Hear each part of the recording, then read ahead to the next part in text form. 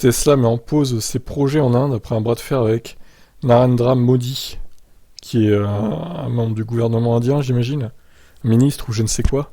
Tesla a mis en suspens ses projets de vente de véhicules électriques en Inde, et a abandonné la recherche de locaux et a affecté une partie de son équipe sur place, n'ayant pas obtenu les droits de douane. Des droits de douane moins élevés, ont déclaré à Reuters 3 sources connaissant le dossier. Bon, ils sont un peu cons ces Indiens là. Qu'est-ce que ça peut leur foutre si Tesla s'installe chez eux, justement, c'est ce qu'ils voulaient, non?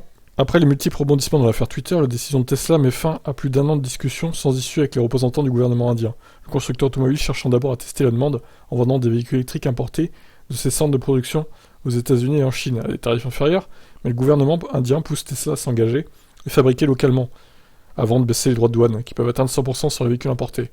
Vendredi, l'action Tesla s'est offert une remontée à 5... Bon, on s'en fout de l'action au pire. Résultat, Tesla a mis en pause ses projets d'importation de voitures en Inde après la non-proposition de concession par le gouvernement du Premier ministre Narendra Modi. Lors de la présentation de son budget et de la politique fiscale le 1er février, ont ajouté les sources qui ont requis l'anonymat car les délibérations ont lieu en privé. Tesla et un porte-parole du gouvernement indien n'ont pas répondu dans les médias à une demande de commentaires. Pendant des mois, Tesla cherchait des locaux pour ouvrir des salles d'exposition et des centres de services dans les villes de New Delhi, Bombay et Bangalore, mais ce projet est également suspens, ont déclaré de sources. Tesla a également confié des responsabilités supplémentaires sur d'autres marchés à certains membres de son équipe locale. Son responsable de la politique et du développement en Inde, Manuj Khurana, assume une responsabilité produit à San Francisco depuis mars, comme le montre son profil LinkedIn. Narendra Modi a cherché à attirer les fabricants dans le cadre de la campagne Make in India, mais son ministre des Transports, ils ont des noms, putain, Nitin Gadkari a déclaré en avril que ce ne serait pas une bonne proposition pour Tesla d'importer les voitures de Chine en Inde. En prenant cette décision, Tesla se coupe provisoirement d'un marché relativement important sur la planète. Bon, il y a beaucoup de pauvreté aussi en Inde, mais bon, il y a aussi beaucoup de familles qui peuvent se permettre d'acheter des Tesla, hein. C'est très peuplé l'Inde.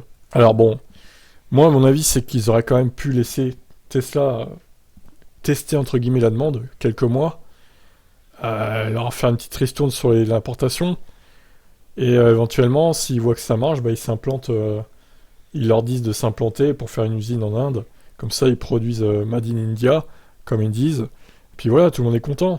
Là, en fait, ça bloque tout, quoi. Chacun reste dans ses positions, et le projet en Inde, du coup, est au point mort. Jusqu'à combien de temps que ça va durer, cette histoire, je sais pas. En tout cas, c'est un peu dommage, je trouve, ce bras de fer entre les deux, là. Bon, écoutez, peut-être que ça se débloquera un jour. En tout cas, voilà.